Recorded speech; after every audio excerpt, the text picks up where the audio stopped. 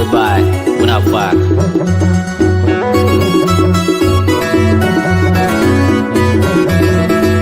Gai mà nhau lột trương. Gai mà nhau lột trương lột.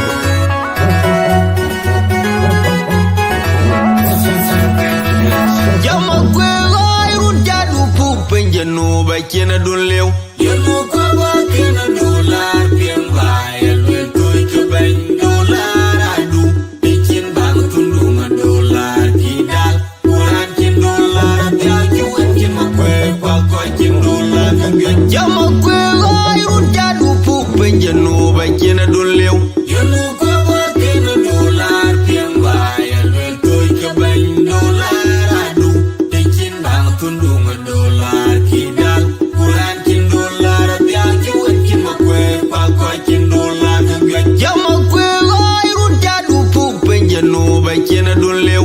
Jenu kwa ba kena dolar piem gai elwe toy ke ben dolar adu. Pikin bang tundu ma dolar kidal. Kuran kin dolar tiao juwen kin ma kwe kwa kwa kin dolar kagyo. Pikin bang tundu ma dolar kidal. Kuran kin dolar tiao juwen kin ma kwe kwa kwa kin dolar kagyo. Pikin bang tundu ma dolar kidal. Kuran kin dolar tiao juwen kin ma kwe kwa kwa kin dolar kagyo. Jadane yom kula yom kala yom be dom be magala par majong awan kichama be chigama tialam nanu panu kumala utong akura betong apadro betu betu doa tialam wa baka tialam etoina na udia uwe kamo ya pati kurto uga daguni keluar ni kunya kukiran kamloy ukun pot kileng isen media irana banai anggur toy no tialam na koy kamwen mi ay chokan wen toy kali bay wala bagyam ni chokan opal chokular bay bala pura jadana yom kula yom kala yom be dom be magala par majong awan kijama na chigama na tialam nanu panu kumala utong akura betong apadro betu betu doa tialam wa baka tialam etoina na udia uwe kamo ya pati kurto uga daguni keluar ni kunya kukiran kamloy ukun pot kileng isen media irana banai anggur toy no tialam na koy kamwan mi ay chokan wen toy kali bay kula bagyam ni chokan opal Welcome everybody. Welcome to Lifestyle Media. My name is Abraham Adin Majak, and let me welcome my guest in the studio with me, Abraham Awalish, co-founder of PCCA. Today we will talk about the recent breaking news going on in our country, in South Sudan. And before that, we dive in our conversation. Let me welcome Brother Walid, Abraham Walid, to introduce himself a little bit, and then we will start. Welcome to Lake State Media again, Abraham Walid. Thank you for coming in and accept my invitation. Welcome. Thank you. I appreciate it. It has been a while, and I'm glad that I'm able to get the opportunity to share my perspective today. And my greetings to all the listeners of Lake State Media. Yeah, thank you, Abraham, for a short, brief introduction. It's good to have you. Happy Friday. Yeah, yesterday we see in the news about suspension of the first white president, Dr. Riek Machar, and the other 7 members of SPLIO. The first white president was charged with the moderate treason and a crime against humanity. So, what is your input about this news? Because Dr. Riek was being put house arrest in March, 6 months in house arrest, and yesterday we see they suspended his title as a first vice president, and now they're taking them to trial. So give us your input. What do you think? Welcome. Well, first of all, thank you very much, Abraham Adid, for inviting me to Lake State Media, and my regards to all the leadership of Lake State media and the reporters, wherever they may be. I want to make something clear. First of all, I'm not a legal expert, so I cannot comment on the legality and the content of the charges. But I'm a political analyst, and so I'm going to look at it as a political issue. Regarding this development, starting with the incident of NASIR, which led to the arrest of Dr. Riek and his political allies, the process started, and we all watched what happened. It was an order given to the SSPDF to move to NASIR. Initially, it was reported that the reason why they were going to NASIR was to go and do disarmament. That is when Johnson Olony and CDR James Kong were sent to Malakal to mobilize the troops, put them on the barges, and they were dispatched to NASIR. Now, when concerns were raised about that process, the assignment changed. The assignment changed from those forces going to do disarmament in NASIR to them going to replace and redeploy the troops that were there for many years. Now the barges did not go to NASIR because the river was shallow, and so they returned back to Malakal. But after they have returned, there was already a provocation. There were tensions in NASIR town between the White Army and the SSPDF. Part of it political, part of it social. And so it is important to set the stage why the situation in NASIR happened. Now, when the forces of SSPDF and the White Army, perhaps there were elements of SPLA-IO, I'm not sure.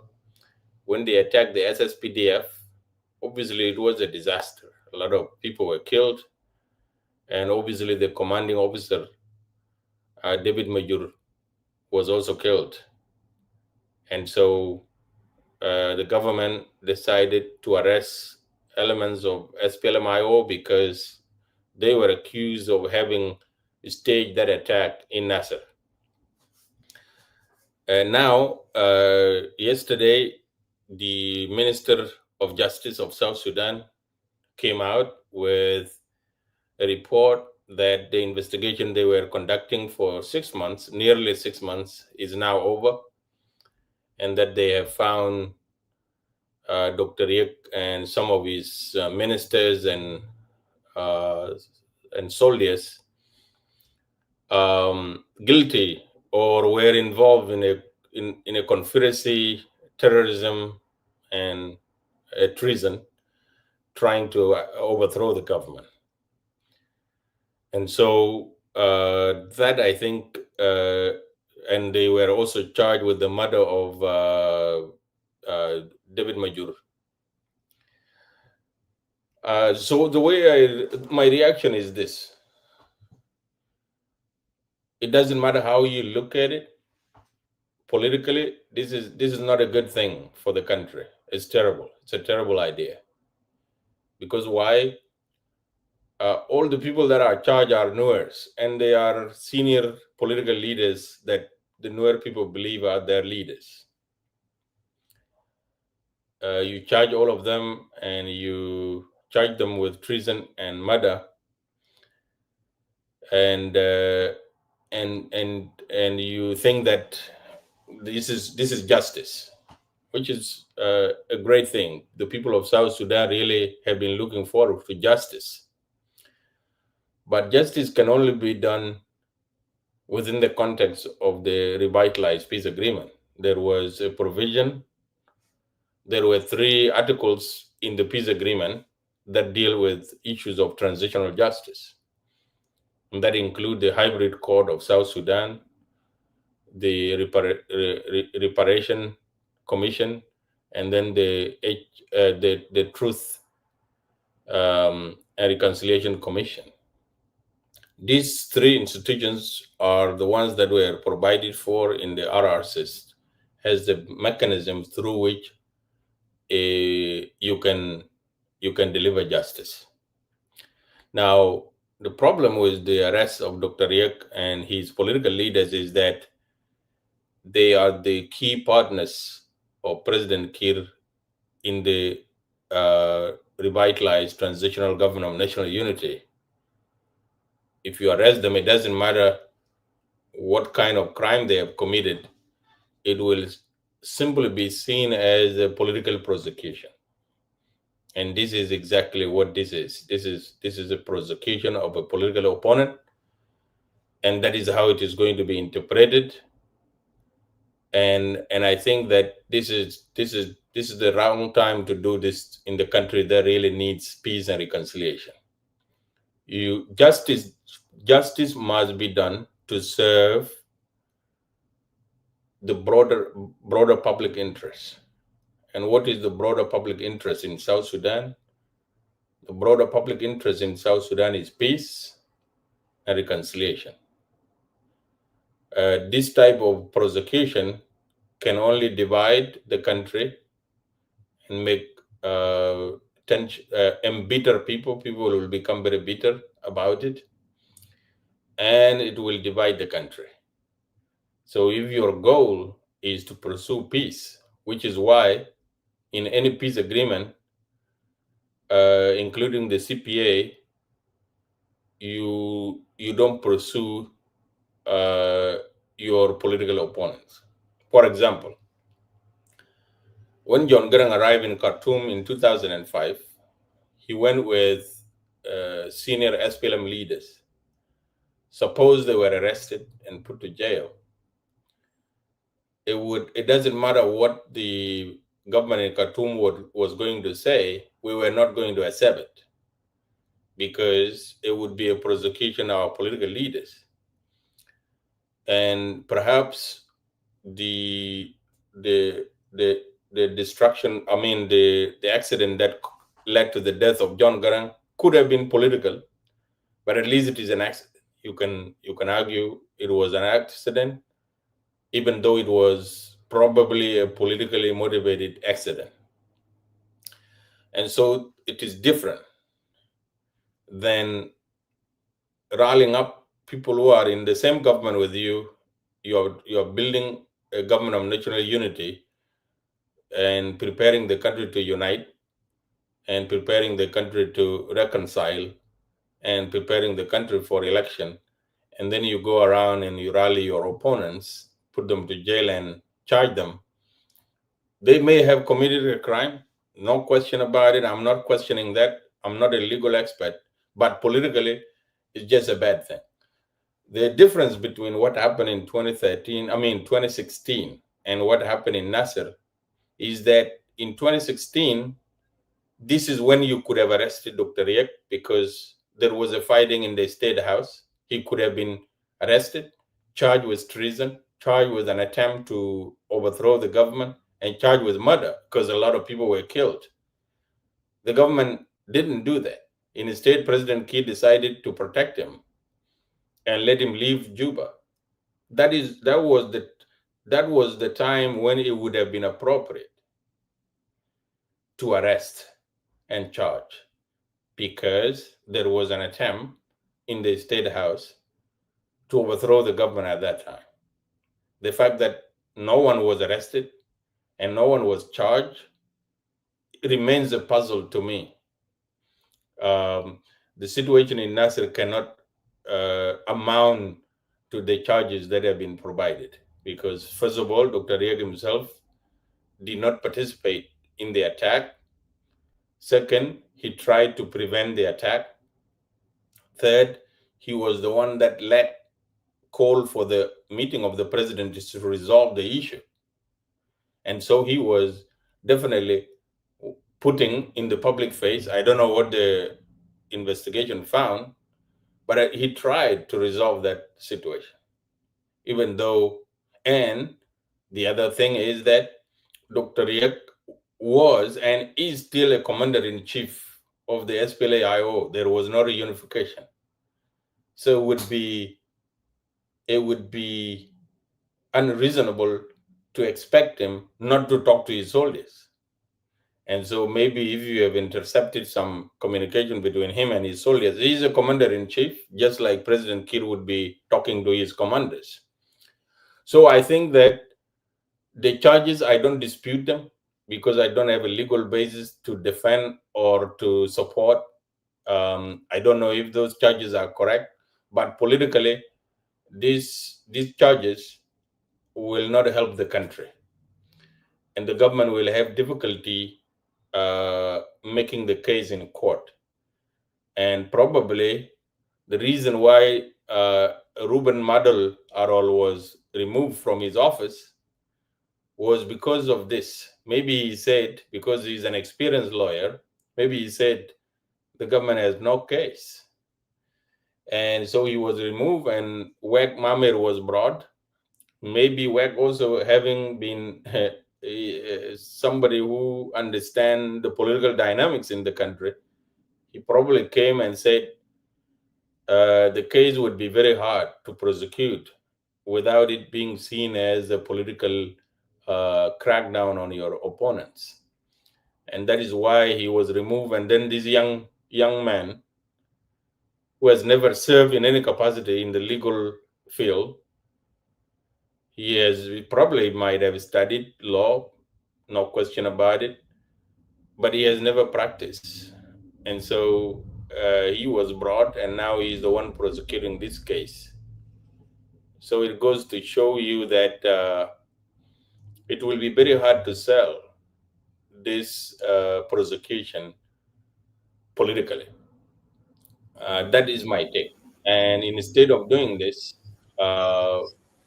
President Kiir needs to pursue uh, a political resolution to this situation rather than trying to use legal mechanism to resolve this. It will just be seen as no leaders prosecuted, obviously by the Dinkas. It will not be seen as a government prosecuting, because the president who is in charge of the country, the minister of justice, the people in the Supreme Court, all these people are seen as individuals belonging to a Dinka tribe prosecuting the Nuers. And politically, you don't do that. It will not help the country. So that is my view. I think the government should withdraw this case and pursue a political resolution to the crisis. The opportunities were missed to prosecute Riek Machar. The people of South Sudan know that. A lot of things have happened under his leadership. A lot of people got killed. Both he and President Kiir bear responsibility for the conflict that happened in 2013, 2016, and continuing. No doubt about that. But if you want to pursue justice, use the mechanism that have been established by the peace agreement, and let them be the ones that will determine uh, who is culpable for all the crisis that started in 2013 up to now. Uh, to pick to pick only NASIR incident as the only situation deserving a prosecution is an insult to the intelligence of the people of South Sudan. We know that massacres were committed in 2013, both in Juba, in Bor, in Bentiu, in Malakal, and other places. So you cannot do partial justice. That's why it can be seen as a political prosecution of an opponent. If you really want to deal with the issues of justice in South Sudan, which are overdue, let us do the hybrid court, which has been provided for in the peace agreement, and let us allow international and regional legal team, which is why we have an hybrid court, to be part of the court, so that whatever prosecution happens, whatever investigation happens, it is not seen as one party trying to prosecute the other. When you do that in a country that is multi ethnic, you create and you plant seeds of division and seeds of conflict down the road. So that is my take on this. Thank you. Thank you, Abraham, for your take on these issues. Let me follow up about regarding about your about you said that this thing will be seen as a Nuer and as a Dinka thing because those 7 accusers are from ethnic Nuer. Okay, and also to the argument, people will argue that the reason why those 7 are be accused and appear to be from ethnic Nuer is because SPLIO, 90% of SPLIO are from ethnic Nuer. If there is, or if there was a crime was committed in NASIR, and those who probably were accused, 7 of them were accused, maybe they were involved with that incident in NASIR, cause that lead to David Majur being killed, General David Majur, and the rest of 200. One is they said that what number they were reported. Because I want to be accurate, I don't want to come up with the 250. yeah 250 250 plus. plus, yeah, 255, I believe. Yeah, so been killed. 250, yeah. So have been killed. So that argument, if we can see the perspective of the ethnic line, and those 7, because if there is some of, for example, if there are some of the Dinka tribe involved into the incident in Nasser, and they were not charged with the crime, and then those 7 of Nuer have been charged, that would be seen as ethnic line. Example, you and I, we are from Lake State, and we have seen the deputy governor and the other MPs, including youth leaders. I just see like a few days ago that the 3 of those who were lack of seeing Mike, they were released by bond. He said a couple of days ago or 3 days ago. So, and those are Dinka, okay, and the government of Lake State persecute them because of their involvement, because they written the letter incitement of the war happening in Nasser. So they were indicted, okay, and they were being behind bars for the last 6 months. So in that argument, so can you see elaborate more about this? Because those 7 were accused because they are ethnic Nuer, and they are incited, and those white army, they are Nuer by tribe, and IO, that majority, most of them are Nuer in Nasser that commit that heinous crime, killing David Major plus 250, and we don't know. Maybe there are women and children who kill, civilian who kill. So can you elaborate more about that? Because the way I see it, Right, right. yeah. Well, So go ahead. well, Abraham, there are a number of problems that we are facing with the case, right? First of all, Mm-hmm. you know that there have been so many incidents in South Sudan, right? Mm-hmm. Uh, Recently, there was an incident in Upper Nile, and there were incidences in Western Equatoria and also in Equatoria, in Central Equatoria. So there have been a number of incidents, including number of attacks that happened to the cattle keepers, and a number Mm-hmm. of people have been killed.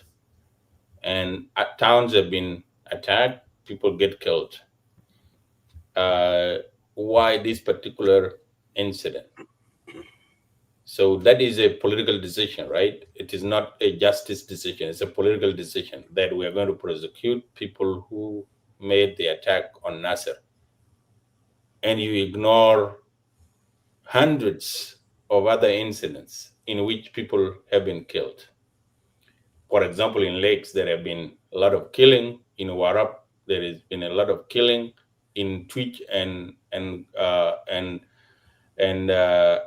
there have been a lot of killing, and other places. So So the decision to pick one incident, which was the NASIR incident, to prosecute is a political decision. It is not. It is not justice decision. Okay, so that is one. That is the first step. The second step is, even though you know that these people might have committed a crime, and they are representative of a political party, and you go around throughout the whole country and you round up members of that political party, including those people who are detained in lakes. Isn't that what we call political prosecution? Because everybody became a criminal simply because they are members of the SPLMIO. And writing a letter, for example, is not a crime. That is called freedom of speech. They did not say it is great that people get killed in Nasser. They simply say, we stand with Riek Machar after Riek was arrested. So that is called political prosecution. And that is exactly what I was talking about. It doesn't matter how you spin this case, it's going to be seen as a case of political prosecution. And then on the issue of the ethnicity, it goes without saying, Abraham, that suppose these people were all from Lake State. Suppose something happened and everybody from Lake State was rounded up, and then in the end, they were the only ones that were charged. You will begin to say, what is happening here? Something is not right with this prosecution. And so what the case I'm trying to make is that we shouldn't be thinking like that. But that is the state of our country. You said before, 90% of IO is made up of nowhere. Now, if you are prosecuting their leaders, what do you think will happen? What are they going to say? Are they going to clap for you, or they are going to say this is the very reason why there was an SPLM-IO in the first place? It's because of prosecution. It's because of political marginalization. It is victimization of a particular community. And you are aware of the fact that there was an incident in December 2015, 13, in which the Nuer community claims to have been targeted, which is why they are now in the POC, in the protection of civilian sites. And for your information, a lot of people, after Riek was announced with the charges yesterday, a lot of people have reported back to the POC side. Doesn't that picture create uneasiness in the country? Doesn't that create concern that while we are trying to solve one problem, we are creating a much bigger problem, which is we are trying to widen ethnic gap? And that is exactly the reason why we should not do that. We should walk back from that. We should actually make up for the mistakes that were made in 2013 and try to make people feel safe in South Sudan. Right now, if I'm a Nuer and I support SPLMIO, and then all my leaders get charged, I will say that all of us we are being prosecuted, which is why the reaction from yesterday has been that a lot of people have reported back to the POC sites because they fear that what will follow is that they will be rounded up again. So in the psyche of a nation which has gone through war, there is a saying I heard that Maulana Abdul has said. Some people went to him and said, tell us who killed John Garang. And at that time, and he said, we don't know who killed John Garang, but even if we knew who killed John Garang, that type of truth at the moment of crisis would be unhelpful. So there are some justice systems that get delayed because if they were prosecuted, it would go against the broader interests of the public, which is peace. That is why President Kiir and Riek were not taken to court, after they signed the peace agreement 205 in 2015. They are the top leaders. And there were many people who say that they are responsible for the crisis and they should be arrested or should leave power. But the argument was, if they leave power, who is going to bring peace? Who is going to make peace? And if they are taken to court, who is going to implement this peace? And so they were spared, and everybody else was spared because the broader objective of the country and the society was peace. This is not different. And that is my line of argument. I'm not saying that the crime may not have been committed. Maybe it was committed.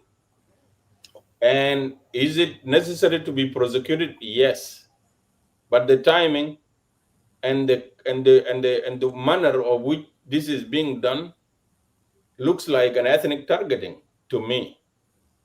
If you want to deal with justice in South Sudan, open it up. Let's start with what happened in 2013. If you are not going to start with the issues that occurred during the civil war before the CPA, if you want to close that chapter, okay. But let us start with all the crimes that were committed after South Sudan got independence.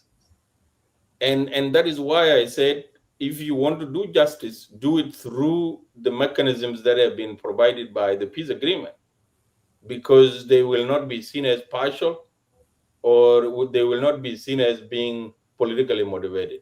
This one, from the face of it, is just an outright political conviction of a rival. And it doesn't look good for the country, and it will not heal the country. That is the argument that I'm making. Yeah, Go I ahead. see your argument, Abraham. But let us stay in this point for a second. Okay, so I see your argument you're making, but if we see that if there is a crime is committed in Nasser, and those 7 are being convicted of that crime, and those 7 are appear to be a Nuer ethnics, okay. So the point argument you are making here, you said, okay, these 7 are Nuer. If they are charging with a crime in Nasser, that would be seen as ethnics. But my question is, okay, the incident happened in Nasser, people die. Who will be held responsible for that? Accountability. If we don't have, okay, let us treat the cases separately. Let's focus with this case in Nasser, for instance. This case of Nasser is the one that indicted these 7 individuals. Okay. So if these people who die in Nasser, okay, and you see that these people are Nuer, if they are indicted, they will see that, okay, the Nuer are the target. Okay. So what about accountability? People who die, who will be Right. responsible, held responsible? Are we in the point that in South Sudan, has a nation, has a tribe, 64 tribe, whenever a person commit a crime, they will be discharged simply because this person is an ethnic, so we cannot, the government, like President, for example, is a Dinka tribe, so it will be see that ethnic line. Right, So right. No, that is not my argument. mm, And obviously, it would be an illogical argument to make. The case mm, I'm making is this, Abraham. I started narrating what led to the situation in Nasser, right? mm, Why don't we start accountability with the one who started, right, by mobilizing forces that the other side saw as partial. They are not part of the joint unit. And they say that when those people come, they are coming to disarm. That was the trigger of that situation. Why don't you start there? So that is one, okay? That's why I'm saying, if you want to prosecute, you need to look at what triggered the incident in Nasser.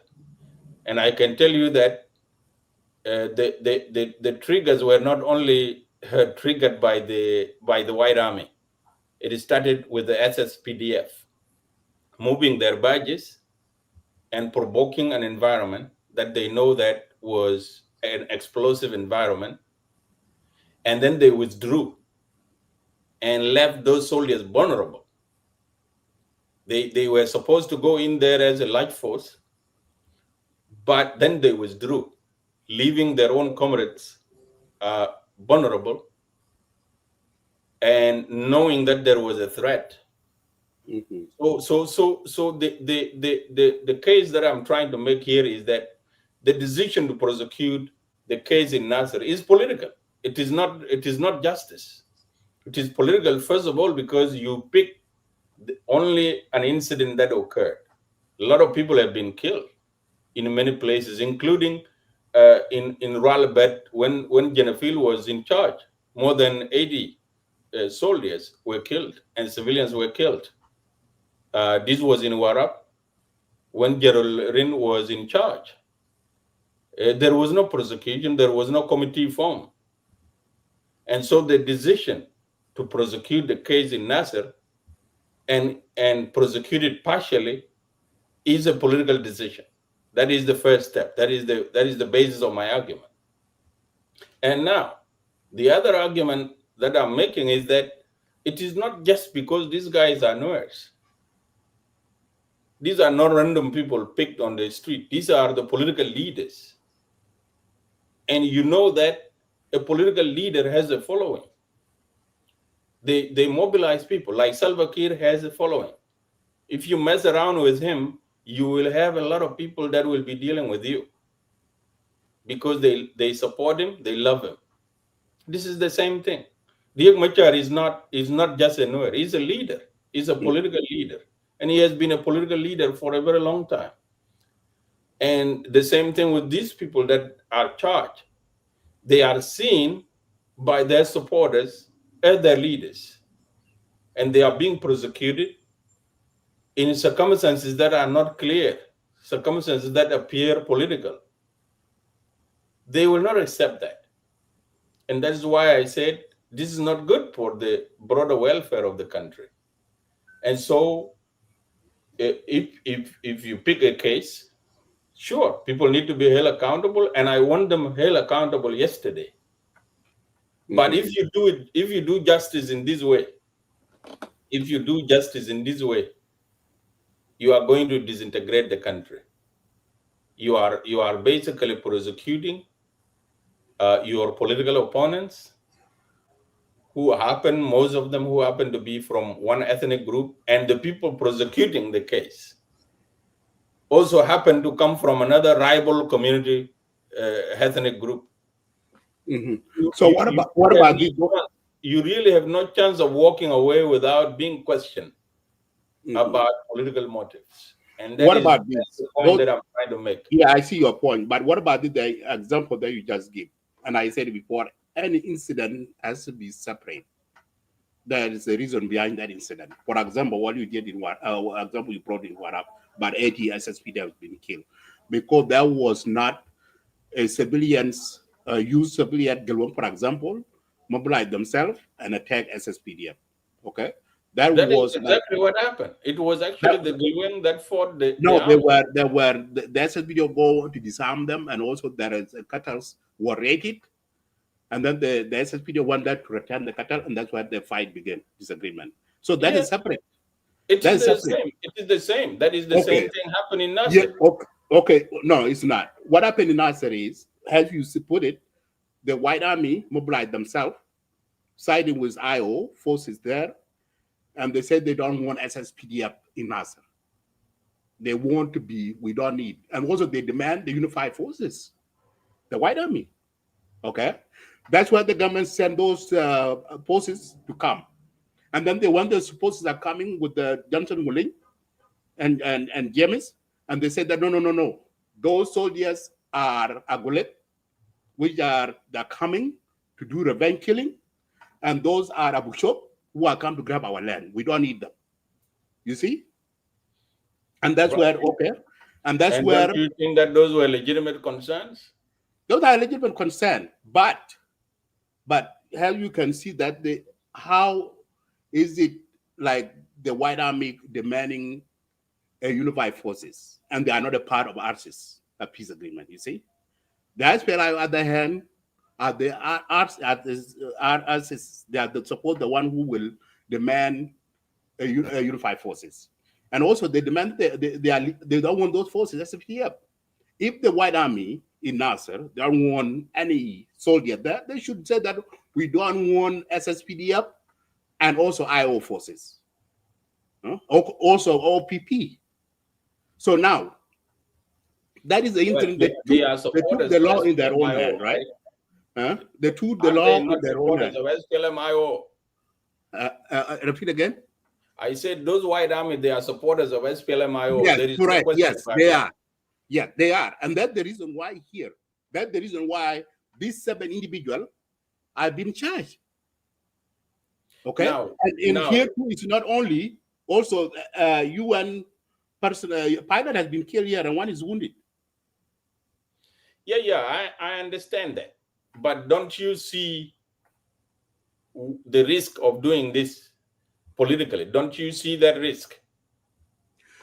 Okay, the risk. I see the risk. Because I'm concerned Okay, it about doesn't mean political it doesn't risk mean that rather there is. than, yes. Is that the risk doesn't mean that the people who commit a crime can get away with the crime. Yeah, first of all, you have difficulty proving that they have actually committed a crime. First of all, they Okay, were that's not why in they are going Nasir. to try. Yes, they were not in Nasir. They didn't shoot anybody. Okay. And so you would have to prove that they gave command that you shoot. If they did that, yes, they must be held accountable. But the question is, we have a mechanism in the peace agreement through which crimes such as this, like crimes against humanity, this is the space where these things are supposed to be prosecuted. Why do you refuse to do it through that? If this is not a politically motivated prosecution, why don't you use that mechanism? Why don't you institute a hybrid court of South Sudan, which is provided by the peace agreement, to now prosecute these cases? Because both sides of the conflict in 2013, 2016, up to now, stand accused of having committed crimes against humanity. And the incident in Nasser is definitely one of them. There is supposed to be a comprehensive justice for all the people of South Sudan who were killed. For example, I have a grievance. 11 civilians were killed in my village when the forces of SPLA-IO were moving from Juba in 2013 to Bentiu. They fought people in Kaltok, and 11 people were killed, including a chief. That is a grievance. We need justice for that. And so this prosecution. And who killed those? Who killed those people for the record? Well, I said that these were the SPLA-IO forces moving out of Juba to go to Bentiu. Yep. Okay. Yeah, so that incident is known. They move all the way to Bentiu. They pass through Lake State. Yeah, so there is a problem with the case. The problem is that Riek Machar is not a regular guy that you can just pick up and take to jail. He's a political leader. He's a signatory to the peace agreement. So by arresting him and his political leaders, you have basically overthrown the government of national unity. So this is a crime of its own. You could say those who did this have actually committed a treason. They have overthrown the government of national unity. So that is one. Second is that he is not just a political leader. He has the support of one of the largest ethnic communities in South Sudan. It doesn't matter how you explain your justice to them, they will not understand. They will know that you are prosecuting him. You lured him to Juba through peace, because you are actually making the cause of peace in South Sudan very difficult. You brought somebody who is through a peace agreement. You restricted him. He doesn't travel anywhere. You trapped him, and in the end, You arrested him, you took him to jail, you prosecute him. Now, everyone else who has a grievance against the government will have difficulty trusting any peace agreement and coming to Juba, because they know that if they do, they are going to be prosecuted like Riek and the IO. I can see that making the achievement of peace in South Sudan very difficult. And so that is why I argued before that I have no defense against Riek Machar. I think that he has so many cases to answer, not just the NASIR incident. I also think that President Kiir has a case to answer, and many others in South Sudan have many cases to answer. For example, in 2014 or 20, I don't know when, this was 2016, trucks full of Dinka people moving from here to Juba, people were stopped and massacred. That was a big incident. There has to be justice for that. And that is why it has to be a comprehensive justice. It's not a decision where you pick one incident and you prosecute it, and then you leave the rest. That is why it can be seen as a politically motivated prosecution, regardless of the merit of the case. So I am not dismissing any case. Maybe the crime was committed. Maybe they have given orders for the White Army to shoot those people. Maybe they gave orders for David Major to be killed. Irregardless of that, there is a political ramification for this decision. And that political ramification is going to make achieving peace in South Sudan difficult. It's going to make trust between communities difficult. It's going to make the supporters of Riek to believe that, and they have been counting. First of all, they cite the fact that Guy Tut was killed, and he was lured into some meeting, some agreement, and then he got killed. And others, there have been incidents of that nature. So you really have to look at the soul of the country, and sometimes you have to swallow the bitter truth. And that is exactly what President Kiir did in 2010. He decided to pick Riek Machar as his running mate because he saw the risk of not having him as his running mate. So I'm arguing for the welfare of the whole country and for the peace, the achievement of peace, and for the achievement of justice in South Sudan. If you want to do that, do it through internationally supported mechanism such as the hybrid court. If you pick one case like this and you arrest high-profile individuals, it doesn't matter whether you are right or wrong. The verdict is just going to be that you are prosecuting your political opponent. And that is my fear. And that is why I thought this was an untimely prosecution. Yeah, thank you, Abraham. I think if we can see a background of Dr. Riek, for instance, like you give an example about the incident happened. If we see the background of Dr. Riek, and you mentioned about the Nuer tribe is the largest tribe, which is loyalty to Dr. Riek. Not all of them, 80% or 90% are loyalty to Dr. Riek. We know that. Okay. But if we can see the history of during the armed struggle, the SPLA, until now, and if we see the background of Dr. Riek Machar, 1991 will be an incident caused by Dr. Riek, 2013, 2016, okay, and now 2025. These are the events that we know in history that Dr. Riek Machar involved in, and many civilians lost their life on this process.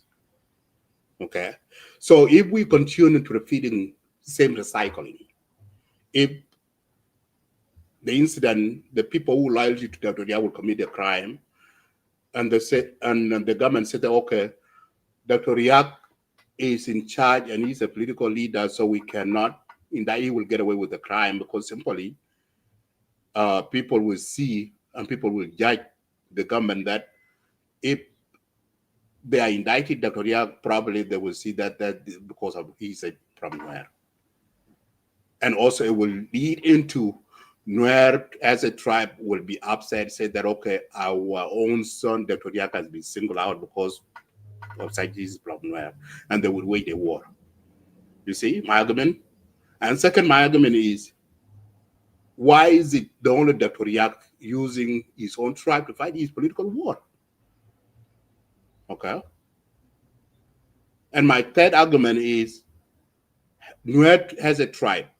If there's no any leader in Nuer community apart from Dr. Riek,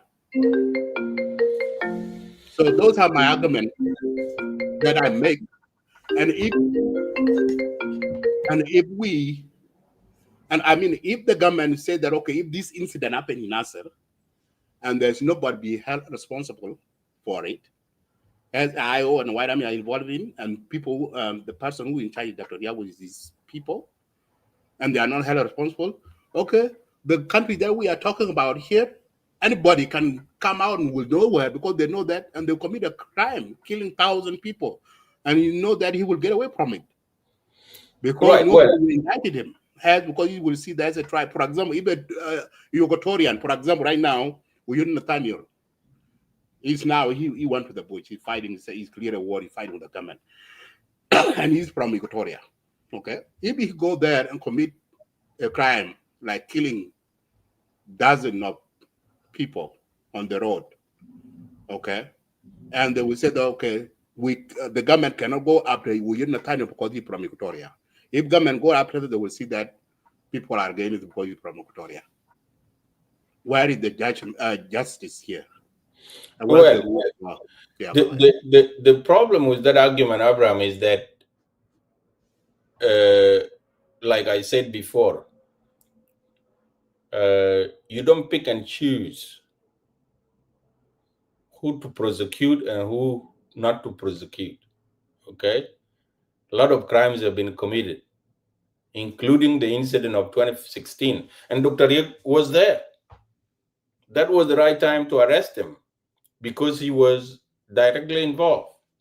People were dead. Blood was flowing. And the fighting happened in J1. Why wasn't he prosecuted at that time? So that is one question. Question that you have not answered is, yes, the incident in NASIR was terrible. My own cousin was shot 5 times, although he survived by grace of God. And I had to struggle to get him to get back home. So it was a terrible incident. We understand that. But we are dealing with a peace agreement. This is what I gave you an analogy before. Suppose in 2009 there was a major incident in Malakal between the joint integrated units. There was a major fight that took place between the forces of Sudan government and the forces of SPLA. President Kiir was in Khartoum. Suppose Bashir arrested President Kiir and said, you must answer for those people who were killed in Malakal. Regardless of whether Bashir was right or wrong, we will not accept his argument, right? Because we know that this is a political prosecution. This is what has happened. Riek has his forces. President Kiir has his forces. They have been trying to unify these forces for, it is almost 10 years now. And they have not unified those forces. So Riek continued to be a commander-in-chief. President Kiir is still a commander-in-chief. Gabriel Changson is a commander-in-chief. Hussein Abdelbag is a commander-in-chief. And so are others who have forces. This is the reality now in South Sudan. If those forces fight on the ground, There is a mechanism. There is what we call the, the peace monitors. They are there through what they call I'm forgetting, but that is a branch of its own. They What they do is they monitor the violation of the peace agreement. Then you have the RGMAC. Yeah, citizen. Yeah, Arjen Mac, yeah. There is citizen. Citizen, Citizen is the one yeah. that monitors. Mm. Yes. Okay. There is citizen, and then you have the RGMAC. This is what has been provided as a place where you resolve crises that happen to the forces belonging to both sides. Just like the CPA, there was a mechanism that was there. If there was a disagreement between the SPLA and the government, they go to resolve that issue there. Why didn't we use Citizen? And why didn't we use RGMAC? And why didn't we use the hybrid court, which is provided by the agreement, to prosecute these people? Because this is what the parties agreed, that if they disagree, if they fight, and it is expected that they would have to fight, then especially if you one of the things that make people fight is if you have unnecessary movement of forces without telling the other party, then fighting is likely to happen, and that is exactly what happened in NASIR. So why didn't we use these mechanisms to deal with this crisis in NASIR? Why did we choose to use our own mechanism outside the agreement to do this? And that is why, that is the argument that I'm making, that it can be seen as you are a selective justice. You are selecting a case of your interest and prosecuting it, outside the mechanism that have been established. Why do that? If you believe that you have a case, a genuine case, why use the established mechanism, which are backed up by the region, the IGAD, and they are run actually by IGAD and the international community? Why don't you use that mechanism to launch that case instead of having your own mechanism?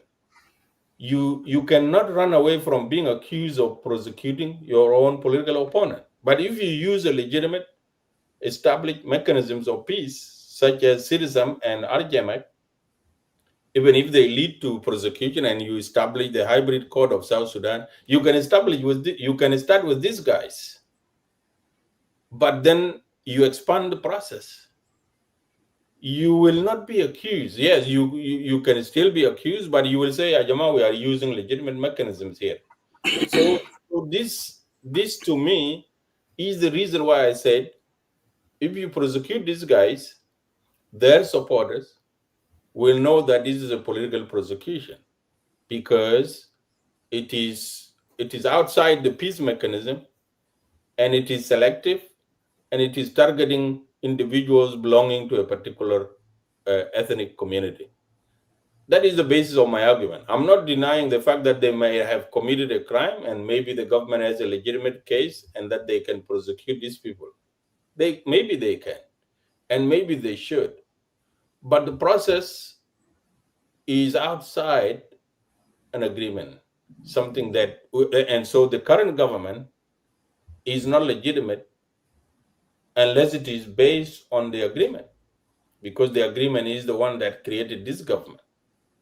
Yeah, so really there are missteps that have been taken, and the peace agreement could have been used and utilized, and the mechanisms that are there could have been utilized to broaden the case. But the case has been narrowed. It is only NASIR incident. It is only the SPLA-IO leaders that are arrested, and in the end, those who have been charged formally are exclusively Nuer. And that, from the face of it, will just be seen as bias. It will just be seen as a political prosecution. And that one is not good for the country. And that is my concern. Okay. Thank you, Abraham. I see your concern. And yeah, and we can disagree with all of this. So if you can see what is going on in NASIR, now it's separate across Upper Nile, a particular Nuer area. Yeah, And the the White country is Army, at war. yeah, exactly. And who caused that is White Army. Even our own state, Lake State, we experience daily attack from Nuer Pinjat, from White Army. Okay. And these people are thinking that all together with IO forces that are together. Yeah, And that they're attacking. they are IO, And definitely. yes, they are, and they're attacking. Not only they're attacking civilians, they're attacking the neighbors, And their But leader that are is what there. we, Riek Abraham, Machar is there. Dr. Riek Machar is there, is the leader. And is not condemning this IO or distant himself from it. As well, I mean from White Army. I mean, if White Army is a civil defense as they claim, but the IO is using the his forces, and they are committing heinous crime. Okay, no, no, killing no. The SPLMIO has already declared that they are at war now. So, right. so really, Yeah, what is happening now should not be seen as just a raid or some attack. No, it is war. there's a war. Yes, exactly. So it is. So we are back to a civil war, and that is exactly what And we that is didn't want to happen. the square one that Dr. Young Machar was saying. And this is where my argument based in Abraham, because Dr. Ramachar said that if this peace agreement is fair, we are going to square one, which is by, like the way I see it, he said that like the incident of NASIR, if you can see, like when they came out and they announced, the government announced that there will be no more extension, right? The 2016 will be a year that we got for election. But when I see Dr. Yamachan see that, it's not good because Dr. Yamachan is not for election, it's for extension. And how I see it, like it's a political calculation here. So you see that you call this incident in Nasser so that the IO and IG can go back negotiation table again. And people will say, oh, 2016 is definitely, we need more time. We need 2 more years, 3 more years, 4 more years for extension. You see? That's how I see how these things playing out. Well, you know our position, Mm. especially as PCCA. We think that the agreement died a long time ago, and so to go for elections, and you still have like 5 different commander in chiefs in the country, It's very bad. is a recipe for disaster. And Yeah. of course, unless you resolve these issues peacefully, which the parties have refused to deal with over the last since 2018. We are talking about it's 2025 now, so it has been 8 years or 7 years trying to implement this agreement, and nothing has worked. And so it was destined that we go back to war should you not implement the peace agreement. And whether Riek is in jail or is outside, we have war at hand. And that is exactly what we didn't want the country to go back to war. In fact, during those incidents of Nasser, our worry was that this thing needs to be managed well. If it was not managed well, it could return the country back to war. But the way it was handled, I can blame both sides, because the Olonj was brought in. He was an SPLAIO. He was brought into Juba, became part of the government, and then he was given a huge assignment to conduct disarmament. And he was sent to Malakal. And we all know that the Agwele, the forces under Johnson Olony, were the ones fighting the White Army all along. The same thing with Abu Chok. So it is like saying the White Army would come to Malakal to disarm the people of Malakal. or the people of Sholo area and the Dinka areas. They will not accept, because they know that these are people that they have been fighting against. So the fact that Olony was given that responsibility was a mistake in the first place. He should have been given an assignment to go and do disarmament in Barghazal, where there will be no bias, or in Equatoria, and somebody else should have been taken there to do disarmament. But in the end, after the incident has occurred, that disarmament thing died down. So I can see that as a provocation. So the situation was provoked, and then the White Army executed that provocation, and they did it in a manner that was inhumane. A lot of people were killed and humiliated, and there is no one can say that what happened in NASIR wasn't bad. It was bad, but it was politically mismanaged on both sides, both the side of President Kiir and the side of Dr. Riek, which is why if you are going to prosecute one side of it, and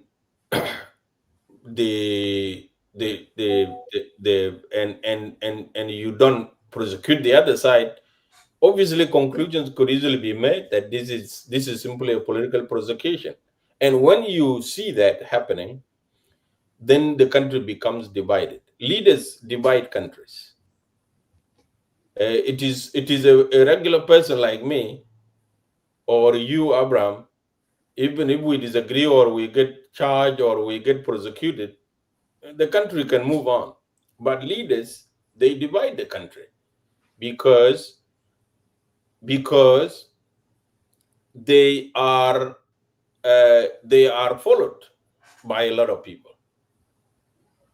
They are followed by a lot of people, and they are supported by a lot of people. And so if you mishandle them, you can actually burn the country. It's like if somebody prosecute President Salva Kiir and a lot of his supporters are not happy, it's not good for the country. So this is the line of argument that I'm taking. But the choice is obviously for the government. It is their case. It is their decision to prosecute that particular case. It is their decision to target these individuals. But politically, and looking at it outside objectively, it is not a good thing for the country. It should not be done at this time. Let us achieve peace, and then let us pursue justice systematically and comprehensively. That is my recommendation. Yeah, thank you so much. Yeah, my last question regarding about peace access. So, as many say that the peace is collapsed, the government said that the peace is not collapsed. What do you think about the caretaker, or the interim chairman of SPLIO, Honorable Stephen Parr, which is a peer now? Dr. Riek has been suspended. Probably he will be the one take that role. I don't know. So what do you see? Because as ours is not only IO, is a signature that there are others parties in the peace agreement, and seeing the NASIR incident and the war now is going on between the IO and White Army and SSPDF, those other political parties, they are not saying anything. And they are saying that the peace agreement is still on the track. Okay, it's not collapsed. Government is claiming that the peace is not collapsed. It's still ongoing. And Stephen Parr is one of the interim chairmen representing SPLIO, because SPLIO now invited into Fort Carcrow. There's some of the run and some are in the house arrest and some are in exile and some of them are in the bush.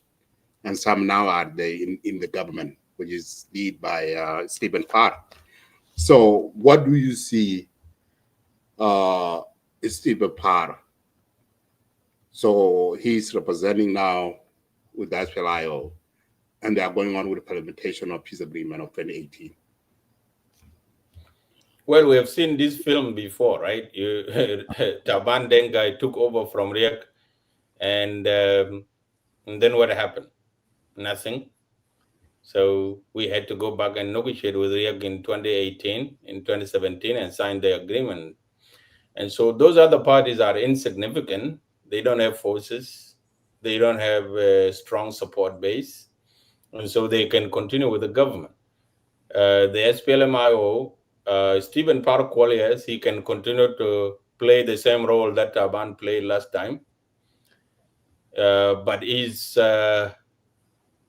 not going to make any difference. We have seen recently in Jonglei when the governor of Jonglei went to try to persuade this spiritual leader, he was unable to persuade him. Par Kwal also was unable to persuade him. And now these guys are moving toward Malakal. And so I can say that the RRCs is dead.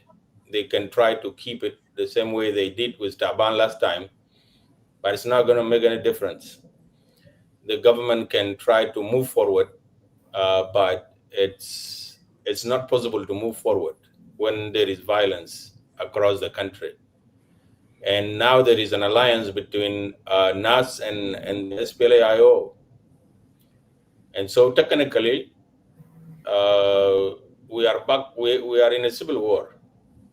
We can pretend to be at peace, but we are back at a civil war, and the RRCs, I think, is not redeemable. It is not possible to redeem RRCs, especially after this political prosecution of the SPLAIO leaders. I can see that the SPLA, the RRCs is by definition dead. By all purposes and intent, is dead. But they can keep it alive for a while until such time when they realize that this is not attainable. So that is my observation. The RRCs is dead. It is not redeemable. Even if you release Riek Machar today to say that let us resume the peace agreement, the force of it and the essence of it is no longer there. It's just impossible to put together. Listen to this short clip.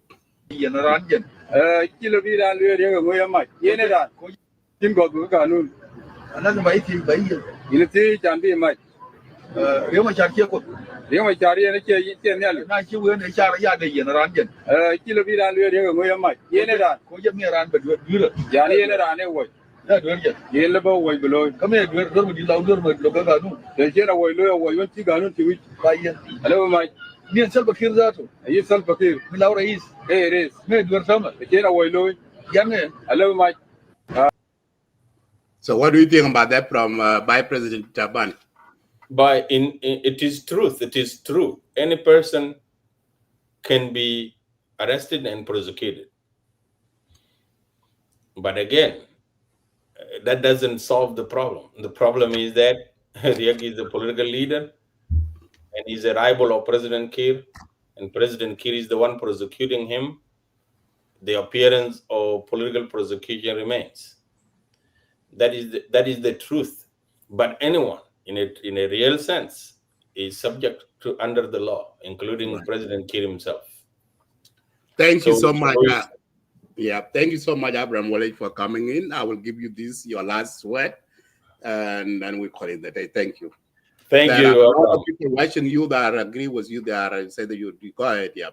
Yeah, thank you. Well, I know that many people will disagree with me because they want Riek Machar prosecuted, and that is their right. They have a right to hold that view. But sometimes even a popular view may be wrong. In this situation, I think that South Sudan needs peace more than anything else. And any shortcut to justice is going to be seen as injustice. And so I am appealing to our people that what South Sudan needs first and foremost right now is peace. And we need our leaders to really stand up for peace. and they need to put aside their political differences and move the country forward. The more we do this type of things, such as this prosecution, which has not been properly analyzed, and which is an apparent political prosecution, the more we do this, the more we cause harm to our country. So we should go for peace, silence all the guns, come out of the civil war, press forward with development, and then pursue justice, a more comprehensive justice. I have no problem with that. Thank you very much. Thank you so much, Abraham Wally, for coming in to Lakeside Media. We appreciate for having you today. Thank you. Have a wonderful night. See you next time. Thank you. Thank you so much. Thank you. Yeah. All right. The international humanitarian standards. The Ministry of Justice and Constitutional Affairs, and in my capacity as a prosecuting authority, to announce the outcome of the investigation into tragic NASIR incident of 3rd to 7th March 2025. This press briefing is divided into 7 sections. In the first instance, I will highlight the background of the NASIR attacks to situate the incident. In the second part, I will provide an outline of the findings of the investigation. I will then follow up in the third part to outline the particulars of the accused persons. In the fourth part, I will talk about the charges pressed against the accused persons.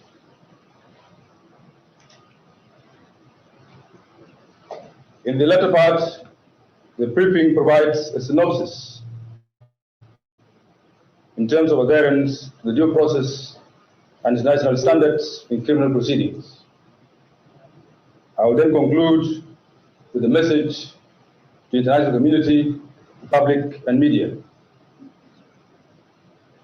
And that shall be followed with a reminder to the public that law and order are the cornerstone of our constitutional system.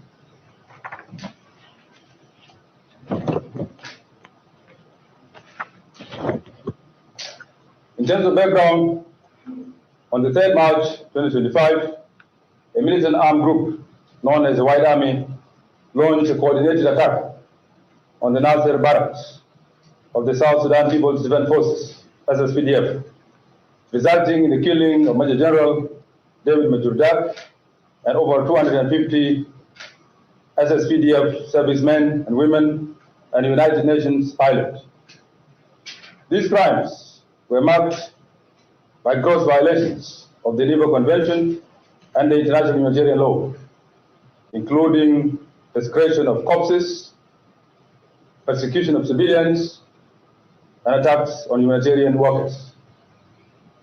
Evidence further suggests, actually reveals, that the White Army operated under the command and influence of certain leaders of the Sudan's People Liberation Movement Army in Opposition, SPLM-AIO, including Dr. Riek Machar through a coordinated military and political structures. The second part on the findings of the investigation. The investigative committee established by the government of the Republic of South Sudan interrogated 83 suspects, of which 21 individuals have been indicted. 8 are under arrest and charged. 13 accused remain at large. 76 individuals were discharged due to lack of sufficient evidence against them. In the third part, the accused persons are as follows, and they are 8 in number. Number 1, Dr. Riek Machar Dorgon. Number 2, Mr. Port Kang Chol. Number 3, Lieutenant General Gabriel Duop Lam. Number 4, Mr. Mam Pal Dor. Number 5, Mr. Gadwich Lam Poch. Number 6, Brigadier General Camilo Gadmai Kel. Number 7, Mr. Mading Riek Yak. And 8, Mr. Dominic Gadgok Riek. The case will now proceed to trial before competent court, where evidence will be adduced by the prosecution to prove the charges beyond reasonable doubt. The court shall henceforth moved by the prosecution to serve summons for appearance of the accused. Number 6 is a message to the international community, public and the media. While the government of the Republic of South Sudan appreciates the engagement of international partners, public and media on the NASIR incident, this matter is now sub judice. That means it is in court. As in many jurisdictions, ongoing court cases cannot be subject of policy or domestic or diplomatic debate until judicial pronouncements are made. The opening and closing sessions of the trial proceedings will be accessible to accredited media in line with best practices of transparency and accountability. In closing, this case sends a clear message that those who commit atrocities against the Republic and people of South Sudan, against the armed forces, against humanitarian personnel, will be held accountable, no matter their position or political influence. The victims and their families deserve justice. South Sudan deserves peace, and this government will uphold.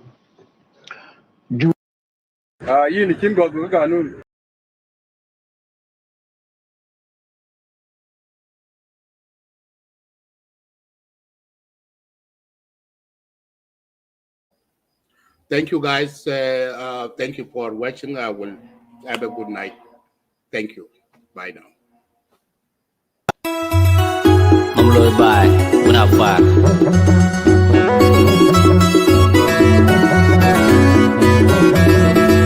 Guy bên nhau lột trương. Guy bên nhau lột trương lột.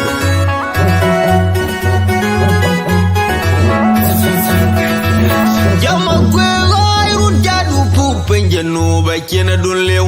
Yama kwa ba kena dolar piem ba elwe toy ke ben dolar adu. Pikin bang tundunga dolar kidal. Kuran kin dolar ya juwe kin ma kwe kwa kwa kin dolar. Yama kwe gai runja du pu penje no ba kena dun lew. Yama kwa ba kena dolar piem ba elwe toy ke ben dolar.